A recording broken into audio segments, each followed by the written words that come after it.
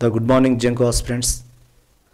Maybe Jenko exam ఒక 20 to 30 days మధ్యలో ఉండవచ్చు. ఎందుకంటే మ్యాక్సిమం జెంకో వాళ్ళ ప్రకారం అయినట్లయితే అది 2 weeks to 3 weeks మధ్యలోనే జరపాలనే కోరిక వాళ్ళది. ఎందుకంటే రిక్వైర్డ్ ఉంది, అక్కడ వర్క్ రిక్వైర్ ఉంది. అయితే ఇంకా గవర్నమెంట్ ఏంటంటే కొంచెం అంతా మరి ఏమైనా పరిస్థితులు ఏమైనా ఉన్నాయని చూసుకుంటున్నది. ఎందుకంటే జరిపేది ఎంతో పర్ఫెక్ట్గా జరపాలని చూసుకుంటున్నది. అంటే ఆల్మోస్ట్ ఆల్ ఎంత 20 to 40 డేస్ మధ్యలో ఎగ్జామ్ పక్కా ఉంటుంది. ప్రిపరేషన్లో ఉన్న వాళ్ళు తగ్గించకండి. ఎందుకంటే ఒక్కొక్క మార్కు పెంచుకోవాలి తప్ప కానీ తగ్గించుకోవద్దు, వదిలిపెట్టకండి అని చెప్తున్నా ఆస్పిరెంట్స్ ప్లీజ్. ఇక్కడ దానిలో వెళ్ళే ముందు ఇక అనుమానాలద్దు అన్నీ. ఎందుకంటే ఈ ఏం ట్రాన్స్ఫర్లైనా ఏమైనా రోజు గవర్నమెంట్ లేక జెంకో మీదనే ఉంటారు మీరు. వచ్చినాడైతే నోట్ ఇప్పుడు ఒక్క 5 రోజులతో 10 రోజులతో జరిపే ఎగ్జామ్ అయితే కాదు. ఎందుకంటే ఏది ఇవ్వాలన్నా ఆల్ టికెట్ డిస్ట్రిబ్యూషన్ జరగాలి. కొంచెం అవేర్నెస్ అందరిలో ఒకరికొకరికి పోవాలి ఇన్ఫర్మేషన్. ఎందుకంటే 2 times పోస్ట్పోన్ అయింది కావున ఎట్లుంటుందంటే ఈ కథ 1 minute ఒక కథ చెప్తా చిన్నప్పటిది. అయ్యో నానా పులి పులి అన్నట్టు ఉంటుంది. అయ్యో నానా పులి పులి ఏంటిది? అయ్యో నానా పులి పులి ఇప్పుడున్న అన్ని బుక్కులలో స్టోరీలు నీతి అన్నీ తీసేసిండు. ఒక స్టోరీ కాన్సెప్ట్ లేకుండా వెళ్ళి నిజానికి ఆ బుక్కులను తీసుకురావాలని చెప్తున్నా. అయితే ఒక తండ్రి కొడుకుల స్టోరీ ఇది. నేను ఎప్పుడు చెప్పిన స్టోరీ వెనక అర్థమవుతుంది, ముందు అర్థం కాదు. ముందు ఏ విషయం నేను చెప్తాంటే మాట చెప్పినప్పుడు ముందు అర్థం కాదు. అందుకే ఓపిక చేసుకొని ఎన్నోని మాత్రమే నా వెనక ఏం చెప్పినరా బాబు అని. లాస్ట్ అనేక మంది వీడియోలలో పెట్టారు నాకు కామెంట్స్, ఫోన్లు చేసారు, సార్ కరెక్ట్ చెప్పినావు సార్ అని. లాస్ట్ దాకా విన్నట్లయితే స్కిప్ చేయకుండా లైక్ చేయండి. అయితే ఇది సేమ్ జెంకో స్టోరీ అదే అవుతుంది. ఇప్పుడు చూడండి, జెంకో స్టోరీ అదే అవుతుంది. నేను అన్నది కాకపోతే చూడండి మీరు. అందుకు జాగ్రత్త. నా వ్యూవర్స్, నా సబ్స్క్రైబర్స్ ఎవరు కూడా నష్టపోద్దని నా కోరిక. ఇక్కడ తండ్రి కొడుకుల స్టోరీలో తండ్రి మేకలు కాస్తున్నప్పుడు కొంచెం పని ఉంటుంది ఇంటికాడ. ఏదో భోజనం చేయడానికో అదో ఏదో ఎవరైనా నచ్చితే కలవడానికో అంటే ఇంటి పక్కనే మేకలు కొద్ది దూరాన జంగల్ ఉంటుంది, ఆ జంగల్లో మేకలు కాస్తుంటారు. కొడుకుని పిలిచి నువ్వు ఇక్కడ ఉండురా, ఏమైనా వస్తే నన్ను విలువు, ఏమైనా పులి గిట్ల వస్తే విలువు, మన ఊరి దగ్గరలో పులి ఉంది, మేకను ఎత్తుకపోతుంది పిలువు అని చెప్తాడు. వాడు పోరడు తీటపోరడు, వాడు తీటపోరడు. వాడు ఏం చేస్తాడు, ఓకే మేకల కాడు ఉంటాడు, ఆయన ఇంటికి వస్తాడు. నానా పులి అంటాడు. నానా పులి అనగానే తండ్రికి వస్తాడు. ఏదిరా అని కట్టెపట్టుకొని రాగానే ఉత్తగానే అంటే దూరంకి వెళ్ళి నాసు పెడుతుంది కదా, ఉత్తగానే డైరెక్ట్ రాదు, దూరంకి వెళ్ళి నాసు పెడుతుంది కావున ఓకే ఒక్కసారి అయిపోయింది వెళ్ళిపోతాడు. ఒక అనుకొని పోతాడు. రెండోసారి మళ్ళొకసారి అలర్ట్గా ఉండడం లేదని నానా పులి అంటాడు. అనగానే తండ్రి మళ్ళీ కత్తాడు, ఏంద్రా ఏది ఏది అని కట్టెపట్టుకొని వస్తాడు. రాగానే ఊరికి సమీపంగా ఉన్న భయపడుతుంది. ఏ జంతువైనా ఊరికి సమీపంలో ఉంది కదా, జనం ఊరికి వస్తారని భయపడుతుంది. రైట్ అని మళ్ళా తిట్టి పోతాడు. మూడవసారి నిజంగానే పులి వస్తుంది.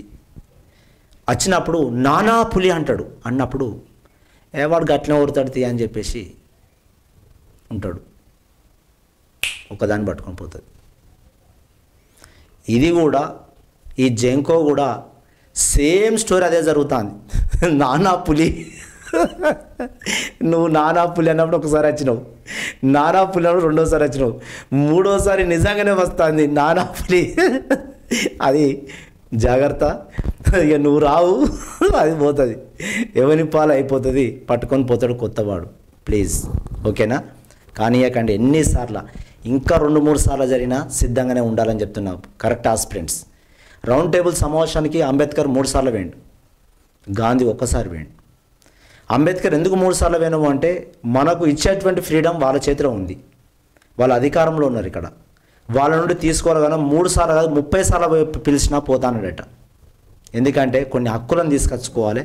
రాజ్యాంగం చేయలేబెట్టబోతున్నాం, మనం రాసుకోబోతున్నాము, మనకు కొన్ని హక్కులు కావాలి, వాళ్ళ దగ్గర ఏమైనా అడుక్కోవాలి మనము అని చెప్పేసి 3 సార్లు 3 రౌండ్ టేబుల్ సమావేశమైన వ్యక్తి. అంటే వాడు ఇచ్చేది ఉన్నది, మనం తీసుకునేది ఉన్నది కావున అలగవలసిన అవసరం వాళ్ళ మీద లేదు. వాళ్ళ అన్నం లాంటోళ్ళు, మనం తినే లాంటోళ్ళం. రైట్. ఇక్కడ brackish water brackish water. Brackish water mean sea water. Sea water. Cup. నిజానికి 1 mark. I don't know the జంకో బిఫోర్ ప్రిపరేషన్లో. బిఫోర్ బ్రాకిష్ వాటర్ అనే వర్డ్ తెలియదు నాకు. ఏదైనా నేర్చుకోవాలని చెప్తున్నా. Now salt water is known as brackish water. Brackish water. మరి brackish water how the salt is removal. ఇప్పుడు మన కెమిస్ట్రీలో హాలోజన్స్ అని ఉంటాయి. Halogens. What are halogens? Fluorine, chlorine, bromine, iodine, astatine. ఇది రేడియో యాక్టివ్ ఎలిమెంట్. దీని గురించి పక్క పెట్టండి. This a radioactive element. దీని గురించి పక్క పెట్టండి. The fluorine, chlorine, bromine, iodine found in sea water. Found in sea water. So is called what? Alus mean what? Sea. Alus mean what? Sea. Gens mean what? Product. Gens mean what? Product. The produced in sea water. Sea mean produce. Produced in sea water is known as halogens. The most of the these compounds are fluorine, chlorine, bromine, iodine compounds are found in sea water. Andike the most constant in sea water. Most constant in sea water, NaCl. Almost all sodium chloride in sea water. How much the sodium chloride in sea water? Most of the compound in sea water, sodium chloride. Now chlorine is a 55% untadandi. Now sodium is in sea water lo 23% untadi. Now magnesium is a 12% untadi. 12%. Itla lakh చేసుకుంటూ పోతే elements నా bromine ఇట్లా ఇవన్నీ కూడా elements ఉంటాయి. Sodium క్లోరైడ్లో chlorine is 55%, chloride sodium is 23%. The most of the constant in the sea వాటర్లో ఎవరున్నారు? NaCl. ఒక NaCl కాదు, ఒక మెగ్నీషియం క్లోరైడ్ కానీ, మెగ్నీషియం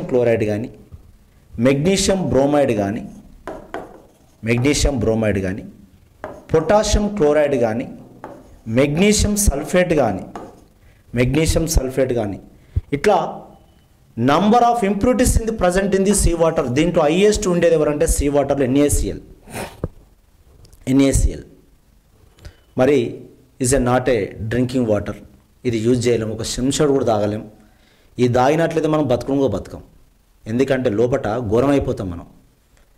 నంబర్ ఆఫ్ ఇంప్యూరిటీస్. ఎందుకంటే గుర్తుపెట్టుకోవాలి, చాలా బిట్టర్ టేస్ట్ ఉన్న వాటర్ కూడా తాగద్దు. The sea water pH value ఎంత ఉందంటే the sea water pH value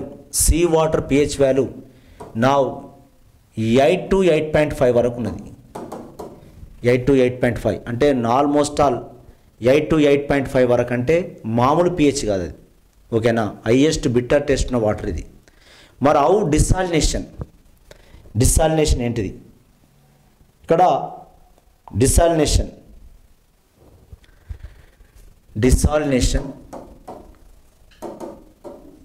desalination of brackish water. ఒకటి membrane distillation,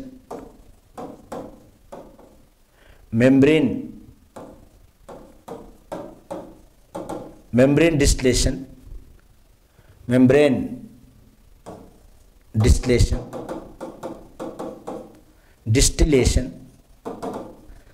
Second one is a electrodialysis.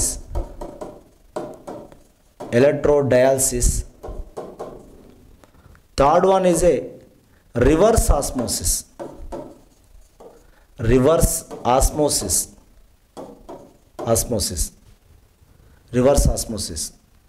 The RO water అంటాం. RO వాటర్ దీనికి ఇంకో పేరు హైపర్ ఫిల్టరేషన్ అని కూడా అంటాం. హైపర్ ఫిల్టరేషన్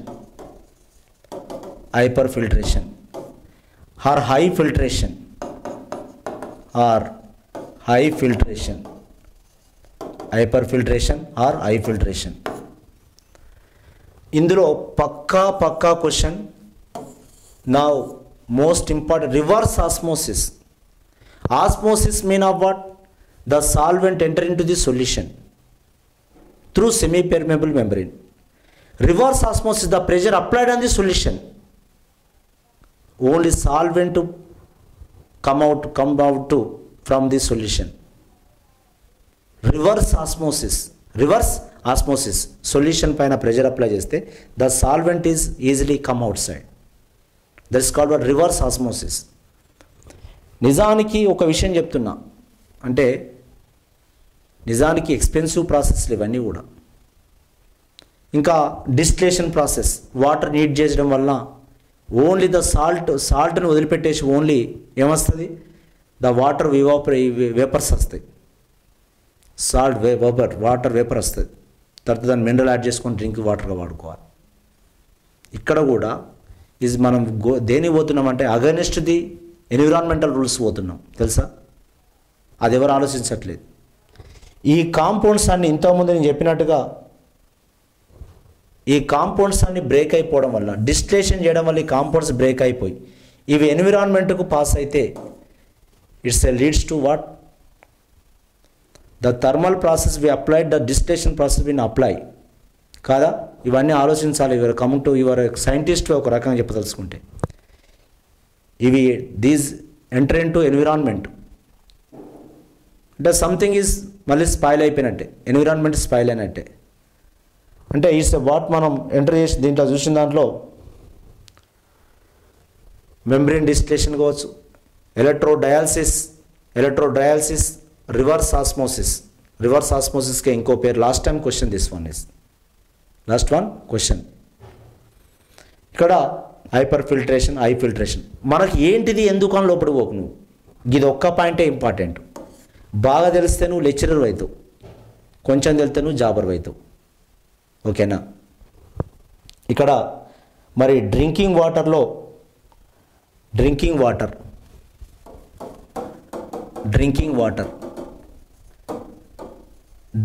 వాటర్ అయినా నా మినరల్ వాటర్ అయినా ఫస్ట్ ఏం చేయాలంటే ఇక్కడ స్క్రీనింగ్ చేయాలి.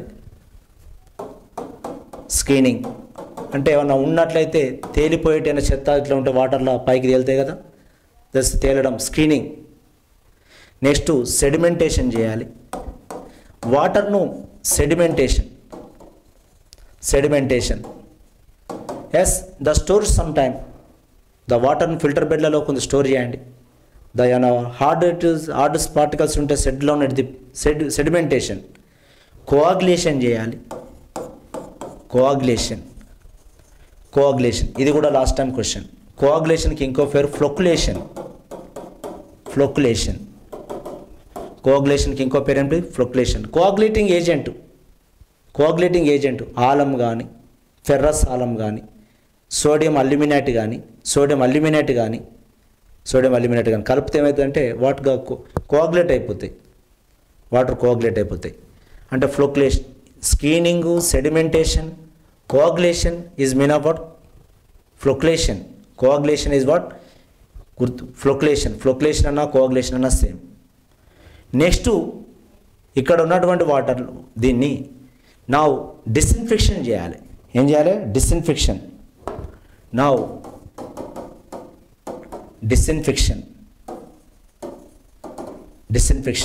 రిమూవల్ ఆఫ్ మైక్రో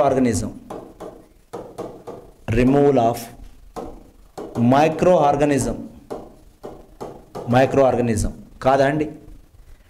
వాటర్ ఈ లాస్ట్కి మనం డ్రింకింగ్ వాటర్ అనేది డిస్ఇన్ఫెక్షన్ చేయాలి. ఒకటి బాయిలింగ్ చేయాలి. ఏం చేయాలి? బాయిలింగ్ చేయాలి, వాటర్ బాయిల్ చేయాలి. Second of all use UV light, ultraviolet light use చేయాలి. Next ozonolysis. Now the ozone filter గుండా పంపాలి. నా ozonolysis. Next bleaching powder add చేయాలి. ఇంకేమైనా ఇంప్యూరిటీస్ ఉన్నా చనిపోతే మైక్రో ఆర్గానిజం. నా క్లోరినేషన్ చేయాలి. క్లోరినేషన్ చేయాలి. నా క్లోరోమైన్స్ చేయాలి. క్లోరోమైన్స్